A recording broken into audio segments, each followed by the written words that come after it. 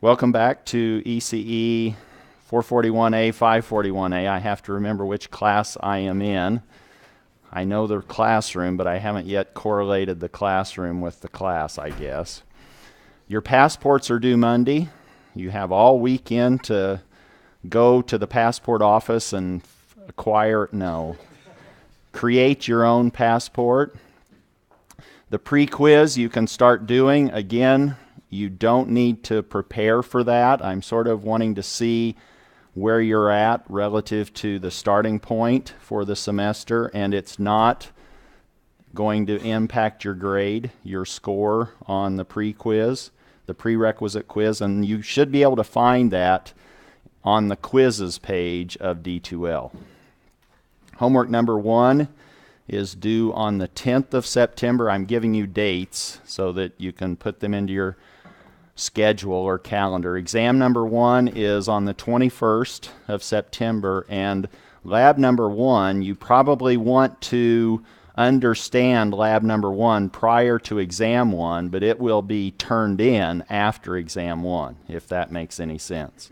And I'm going to probably team you up with some online students.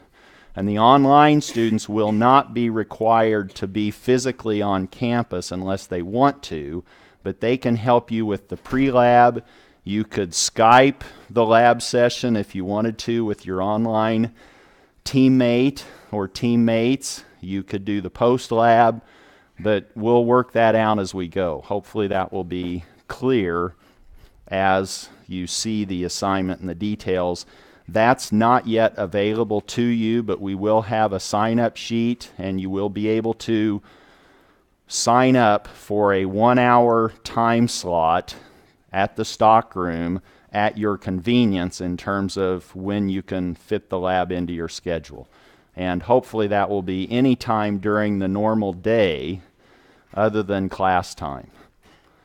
I don't want you missing class to go do the lab, but so those hours are blocked off. That's a little bit more information about lab number 1. And I tried to send an email to the online students trying to reduce their concerns relative to there's a lab in this class and I'm taking it online and I'm in New York. How's that work? Well, just fly to Tucson 3 times during the semester. It's pretty nice in October, November. That's not required, although if you're open to that, I guess you can, but you won't be reimbursed for that travel expense. And neither will the on-campus students.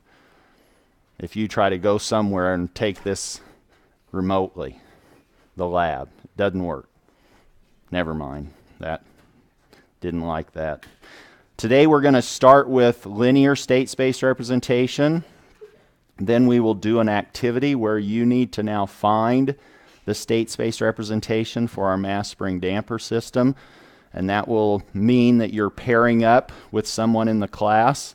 One of the pair will be a problem solver, the other will be a listener. But you'll be doing more than listening, you'll be coaching the problem solver, giving them clues, asking questions, putting on the appropriate hat to try to help them work through the process of finding a state space representation for our MSD, which is the mass spring damper system. Then we'll look at creating an all-integrator block diagram that diagrams out that system.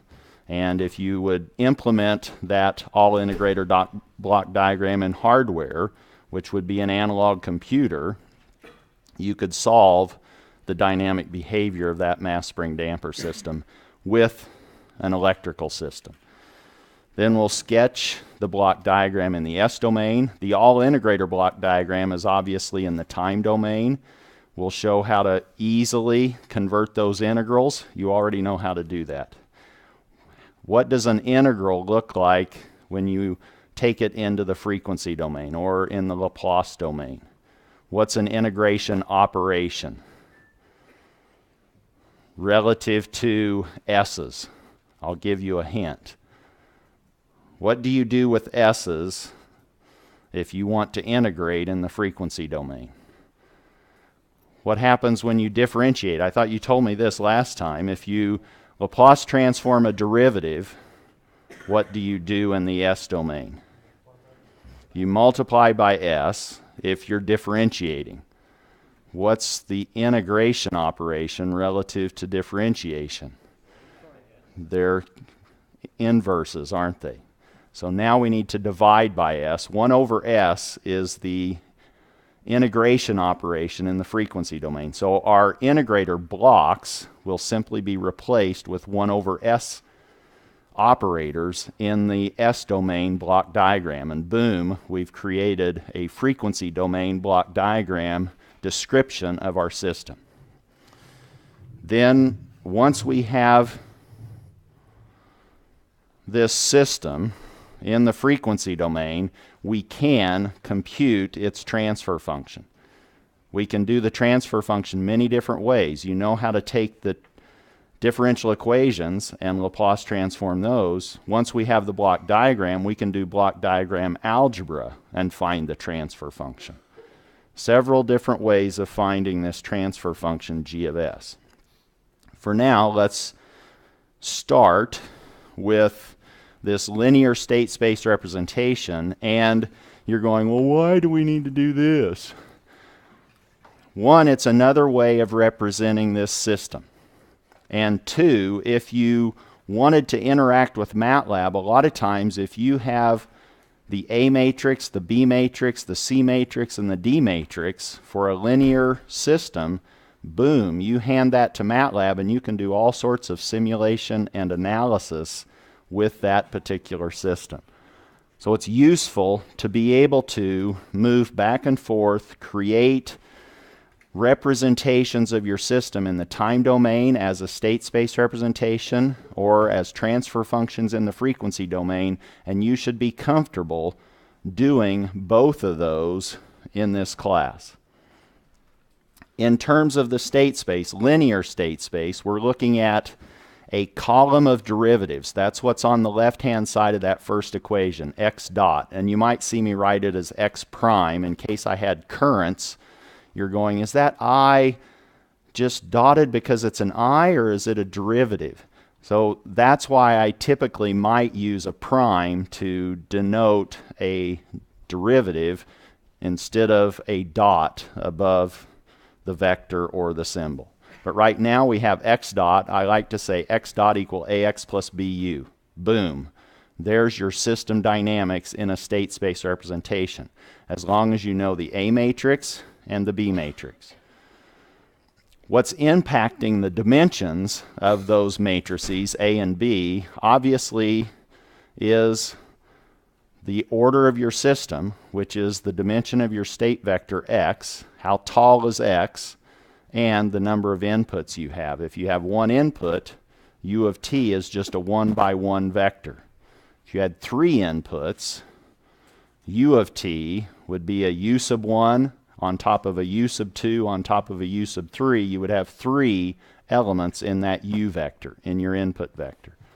And b would obviously be compatible with those dimensions. Here I'm simply saying that x is Nevada tall, U is Michigan tall, and Y is Rhode Island tall. I don't know, sticking with states. That's how many outputs we have. We have R outputs, we have M inputs, and we have N state variables. The dynamics are all contained in that first equation, x dot equal ax plus bu. That's how the system moves. That's how the system shakes. How we measure or obtain information about that system is in the second equation, which is our output equation or equations. Y, if we have 4 different outputs that we're measuring, now we have 4 components in the y vector that each one give us, hopefully, unique information about the system's behavior. In this class, a lot of times, M and R will be 1. It will be single input, single output systems, which is what we are going to do right now when I'm going to say unpack this state space representation. And we'll unpack it for this example when we have two states, when n is equal to 2, m is equal to 1, and r is also equal to 1.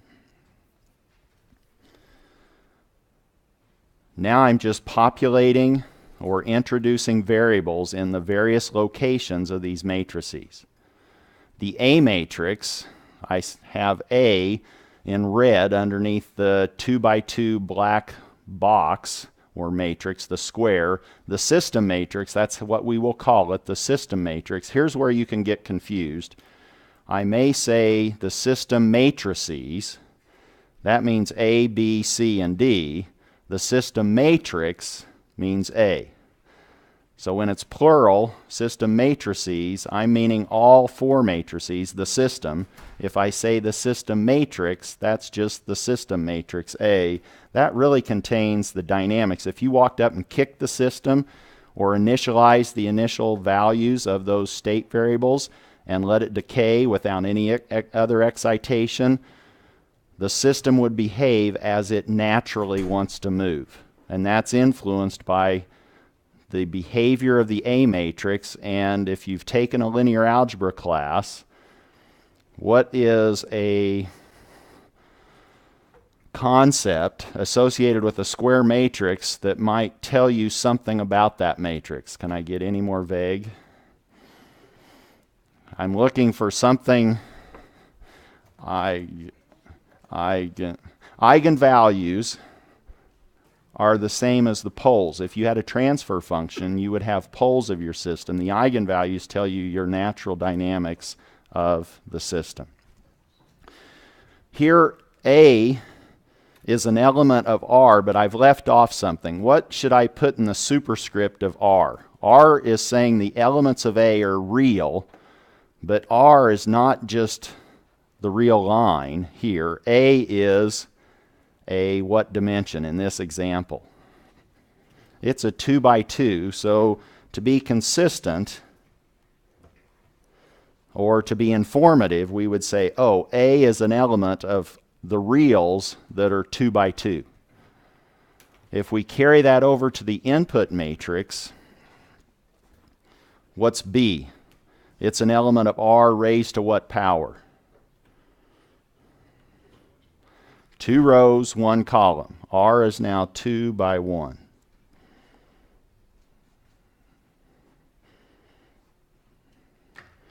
Then we have the second equation, which is the output equation. And C now, in this particular case, with R with one output, C is an element of R raised to the what? We always say the rows first, the dimension of the row first, by the number of columns. What's C? 1 by 2. And all of these need to be compatible, meaning the product of C with the x vector better give you what y is. If y is a scalar, then when I form the product of C with x, I better get a scalar. The right-hand side needs to be compatible with the left-hand side. D, what are its dimensions? It's an element of, and that one we call the direct feed-through matrix. If I inject a signal or an input into U, you immediately see it at the output Y. U to Y. If X was 0, you would see U directly in Y without any confusion by the state vector. What's the dimension on D, the direct feed-through matrix?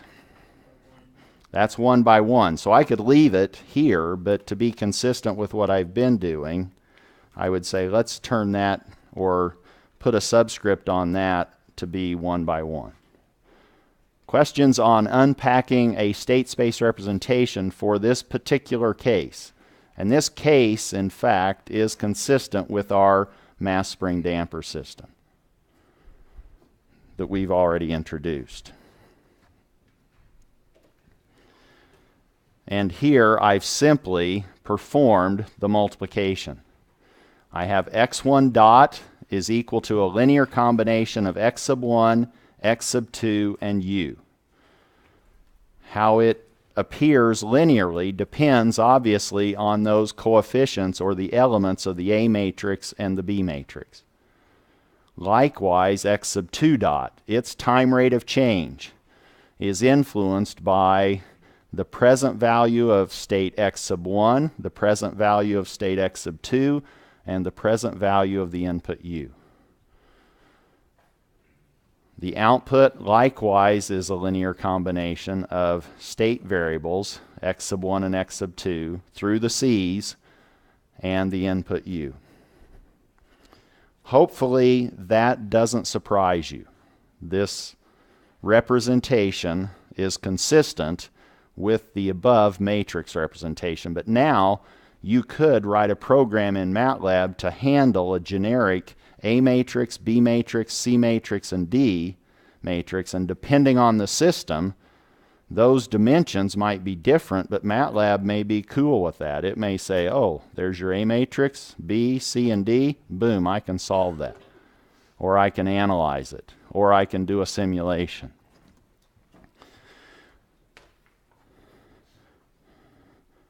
Now what we want to do is apply that. Apply the state space representation, or find a state space representation for the MSD, the mass spring damper system, that we have been looking at this week, which is, again, for consistency, is displayed on the screen, but I hope all of you have this dynamical description on a piece of paper under your pillow. Right? You now have this memorized.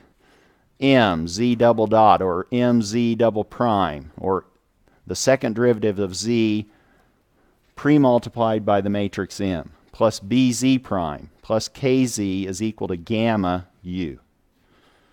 That you should be comfortable with, and you should be able to go home and derive that differential equation based on, how did we do it last time? A free body diagram.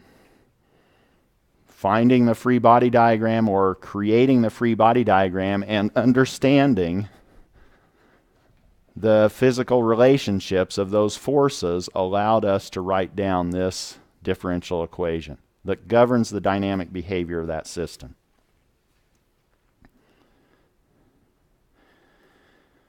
What I want you to do is the following. I want you to now find the A matrix and the B matrix if we let one state variable component be x sub 1 and the other one x sub 2. Why did I stop with two states? Two state variables. It's a second order, but if I differentiate the last, let's say, of those state variables, I will get the highest derivative in my dynamics. Meaning if I now differentiate x sub 2 once, I will obtain z double prime, and that's all that I have in that description of a system. Now the activity is going to be done in pairs, and I'm calling this the Think Aloud Pair Problem Solving Activity, the TAPS. So I need to be hearing, no, I'm not going to be hearing taps, but I want to be hearing voices, and you now pair up. One of you will be the problem solver. You're thinking aloud through this process of finding the entries in the A matrix and the entries in the B matrix. Talk through the reasoning process, and the listener is encouraging, asking for clarification, or offering suggestions. Is it clear what I want you to do? Take 3 minutes to come up with the A matrix and the B matrix at your tables, and if you're playing along at home, you can actually go get 2 hats. One will be your problem solver hat, and the other one will be your listener hat, and you can kind of bounce back and forth in front of a mirror. You can start working through thinking aloud, finding the A and B elements, and then occasionally start saying, wait a minute, I didn't understand that last step. Where did that come from? Go.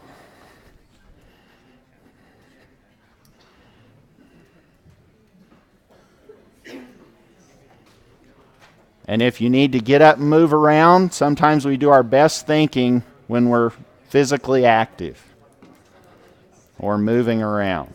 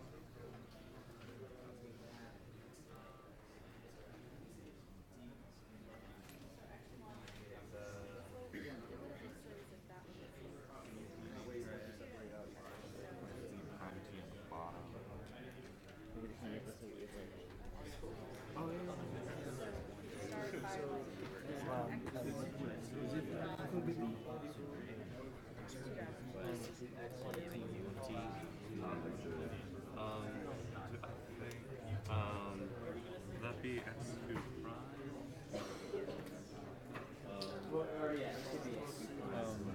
We're having a little trouble getting started. Just right, because he put it into.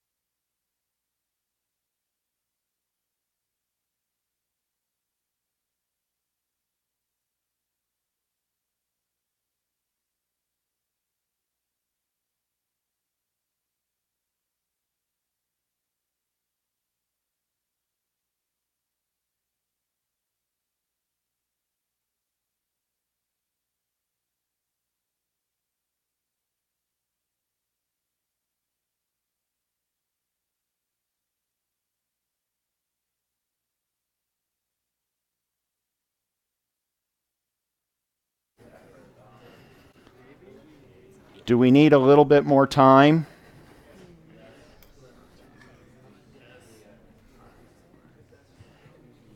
If you're finished, let me know, and I can give you an additional activity to perform. The reason we're doing this is if I just derived it today in class and I gave you a homework problem, you'd go home and say, I have no idea what he did. It looked so easy in class, but now I don't know what to do. So I want you to struggle here so that we can figure out, or you can figure out, how this actually works.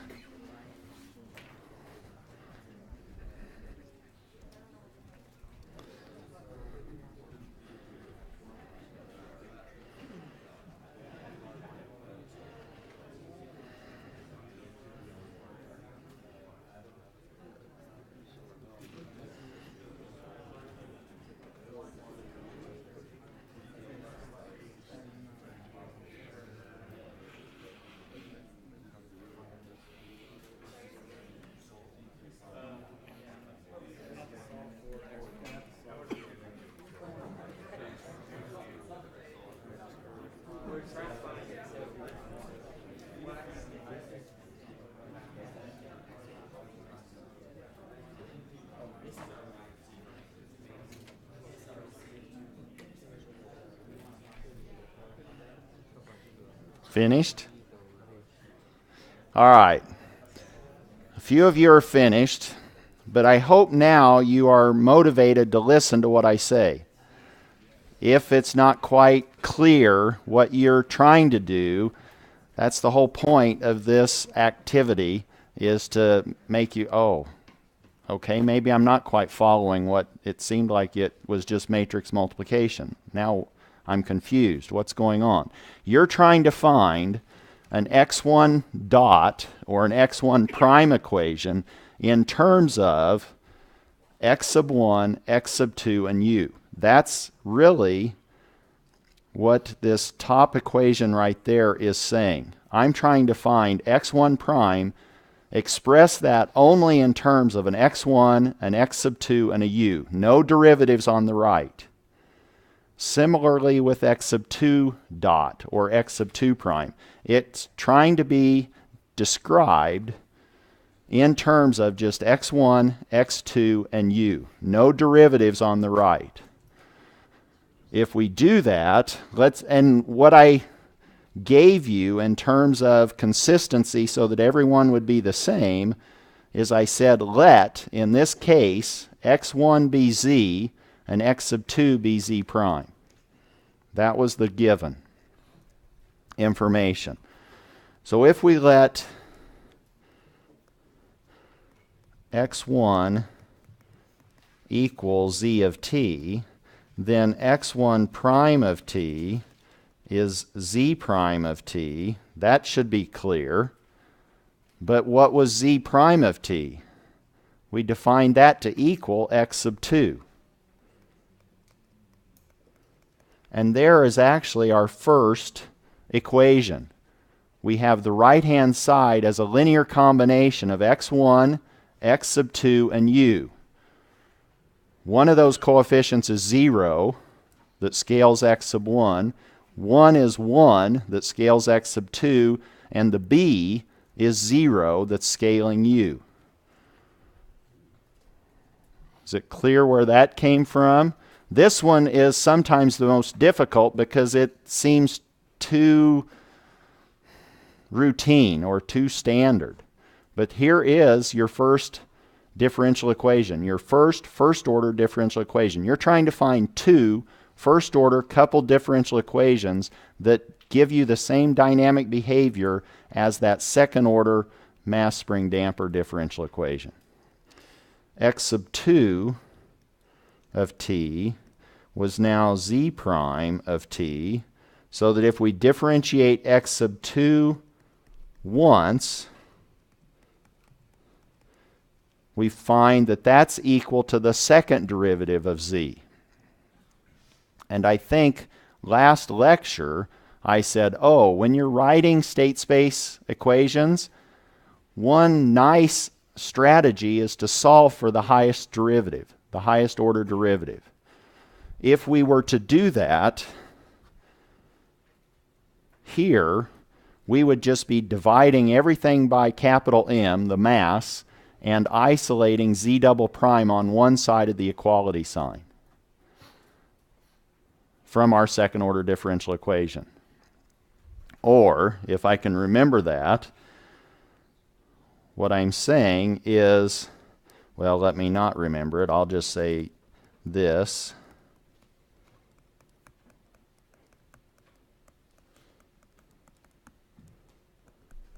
That's what we started with. If I divide that through and isolate on z double prime,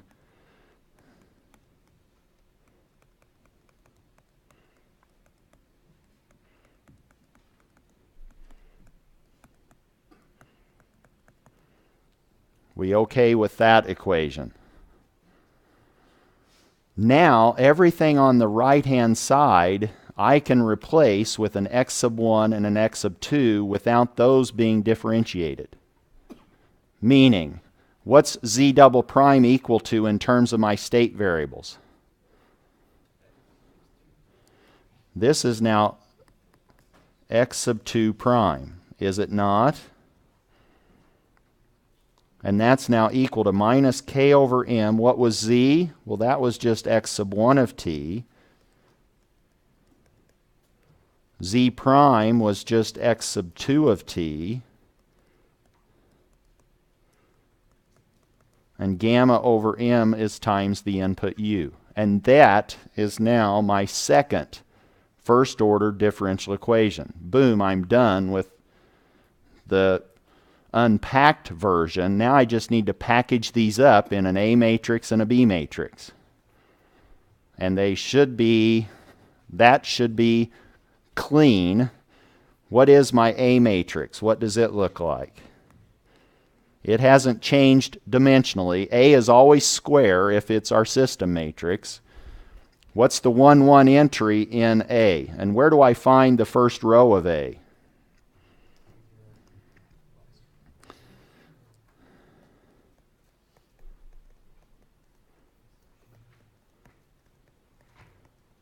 This is my first differential equation. I'm using this to identify the entries, the elements in my A matrix first row and my B matrix first row. The top row of A is pretty clean. What's the 1, 1 entry of A? The 1, 2 entry. What's the top row of B? It should be clear where those are coming from, and if not, go home and clean those up in your mind. What's the second row of A and B going to be? Well, that's populated based on this second first order differential equation. The 2, 1 entry is the coefficient that's scaling x sub 1. The 2, 2 entry in A came from scaling x sub 2. And what would happen if this actually was 0? It's not. But what would the system look like, or how would the system behave if my input matrix was 0? What would that mean? You have no input driving your system, do you? The input's not getting into your system. It's not able to kick or touch or impact your system at all. So if your input matrix is all 0, you either say, wow, this system isn't what I thought it was, or I have an error. In this case, gamma over m is your 2, 1 entry of the B matrix. There's your answer. There's your A and there's your B. How many found that? Okay, good. Not good that 95% didn't get it, but good that a few did. Okay, I'm using a rough, maybe people are embarrassed to show their talents. That's okay. Maybe 50% didn't answer, but they had actually obtained it correctly. How do we obtain C and D?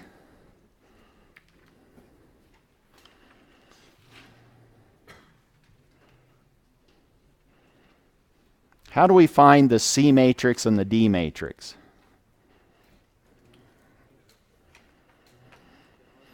Somebody needs to tell us what's the output. And a lot of times in this class, our output will be a measured quantity. But you can generically say, oh, I want to say that my output consists of these signals, this combination of states and inputs, and I can't measure it, but I want to treat it as my output, maybe for analysis purposes.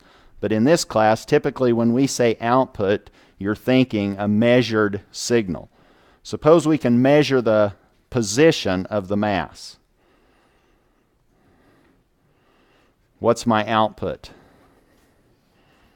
Y is just Z. But now, in terms of this state space representation, I want to express that Z in terms of x sub 1, x sub 2, and U. That's how I create my C and D matrices. In this case, if I said, let's go ahead and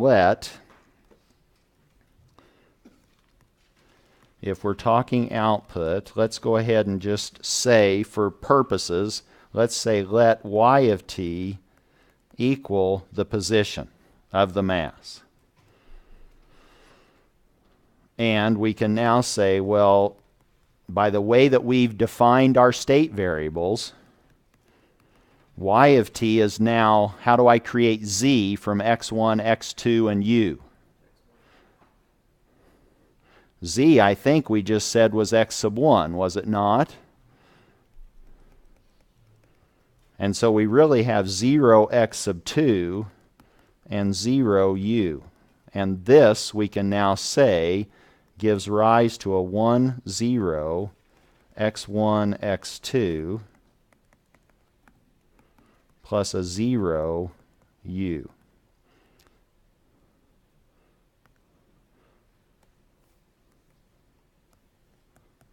And a lot of times when our output matrix is 0, we don't even include it. We don't even show the D. Is it clear what we just did? Can you now go home and do the same thing? If I gave you an electrical circuit and I said, find the state space representation of this electrical circuit, when maybe you now need to worry about the capacitor voltage and the inductor current in that circuit. Those are your state variables. It's the same process, or a similar process. Let's do a quick question answer. Here's a question. Suppose, now I'm playing with states. I'm playing with Nevada, Michigan, and Rhode Island. Suppose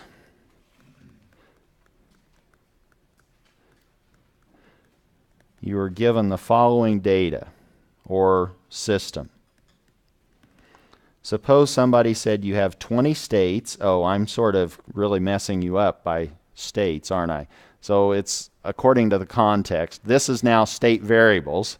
Suppose we have 20 state variables. When I'm using states to determine or to describe the dimensions, we have 20 state variables, 3 inputs, and let's say 2 outputs. What are the dimensions on A, B, C, and D?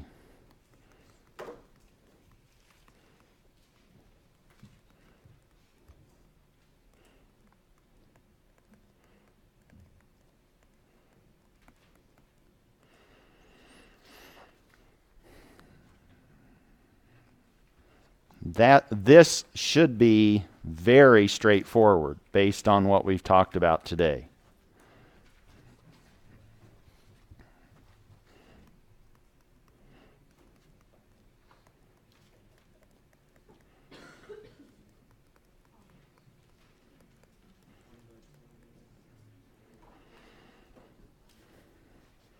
And I've put the ABC, organized them sort of the way that they appear in our typical representation, state space representation. What are the dimensions on A? How many rows are in A?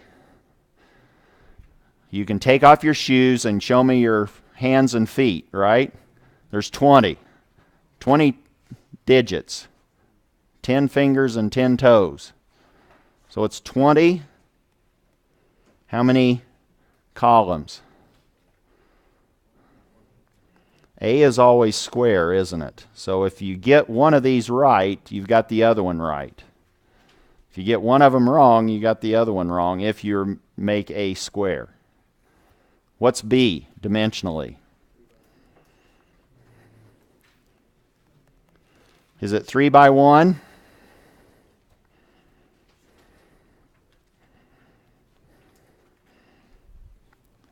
Three by 1 is somewhere. That's maybe the input vector. But what's B? B has to be compatible with the x dot equal ax plus bu. It's 20 by, is it 20 by 1? B has to be compatible with the input vector, and the 3 by 1 is actually our input vector, isn't it? Our input, we have 3 inputs. It's a column that's 3 tall and 1 wide. So that 3 by 1, when pre-multiplied by b, needs to produce a 20 by 1 vector. It needs to give us the x prime dimensionally. B is 20 by 3.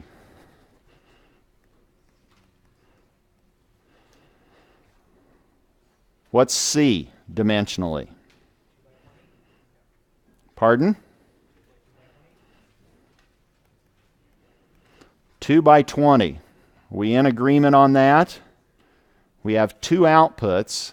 Whatever CX product produces better give me 2 rows. And I have a state vector that's 20 tall. So 2 by 20 times 20 by 1 gives me a 2 by 1 vector, which is my y. What's D dimensionally?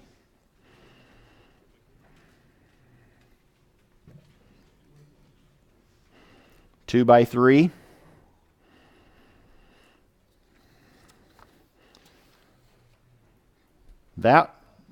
If that's not clear, then do this TAPS with your buddies after class and figure out, I don't quite get where those numbers came from. Make sure it's clear.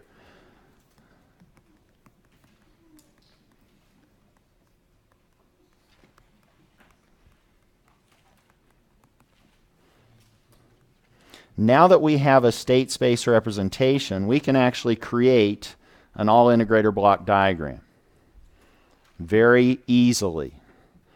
And what is this? This is really an analog computer, as another way of thinking of an all-integrator block diagram. Suppose that I have a block that performs the integration operation. That's what I'm meaning by this symbol, this rectangle with an integrator symbol inside it. This is an integrator or an integration operation.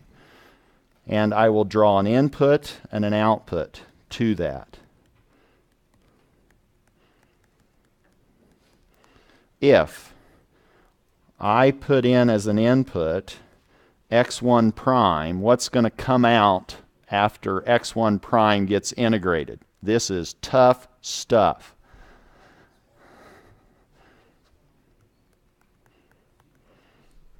x1, right? You put in a differentiated signal, coming out after integrating it gives you the signal back.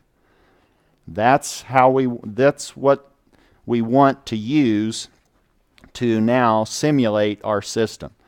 We want to build an all-integrator block diagram.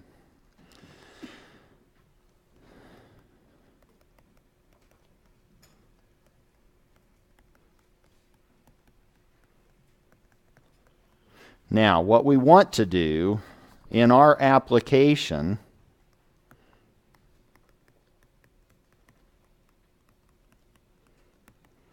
of the mass spring damper system, at some point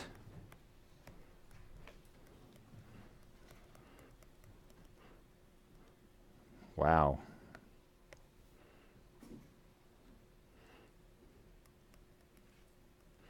We have an x1 prime. What is x1 prime equal to in your equations? Z prime, but Z prime we need to rewrite in terms of our state variables and input. That's just x2, isn't it? So we could actually build x1 prime out of a linear combination of x1, x2, and u. In this case, it's just x sub 2. So the inputs, the arrows going into that summing junction equal the arrow or arrows going out.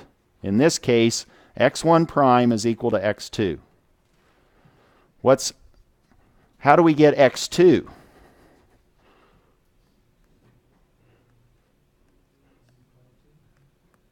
We integrate x2 prime.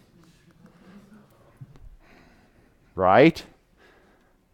And how many integration operations do you think we would have for a second order system?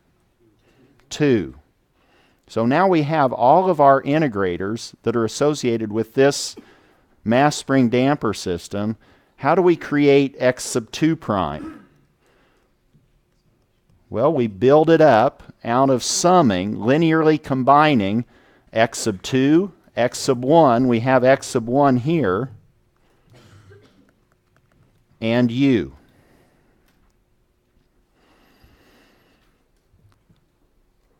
And where do we get the x sub 2 prime? That was our second equation. X sub 2 prime, if I go back somewhere, I don't know if I can find it, what was the scaling on x sub 2 in the x2 prime equation? What was the coefficient that scaled x sub 2?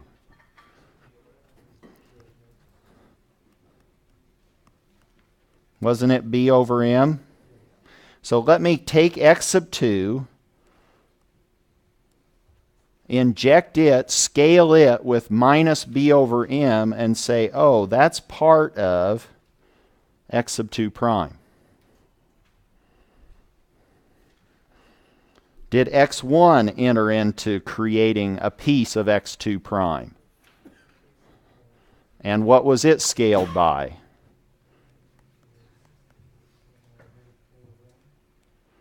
Wasn't it minus k over m?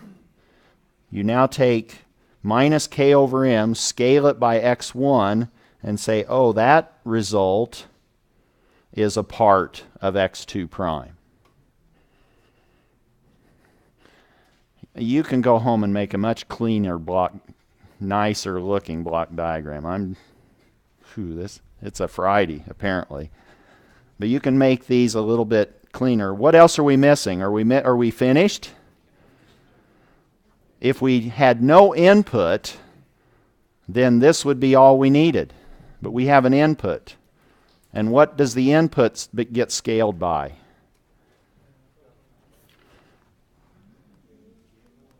Wasn't it gamma over m? There's u. What was our output?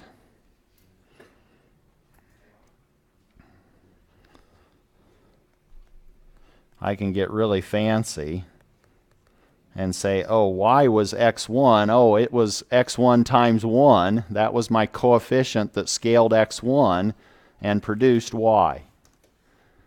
This is now the the all-integrator block diagram of our mass spring damper system. And this is now an analog computer. This is a time domain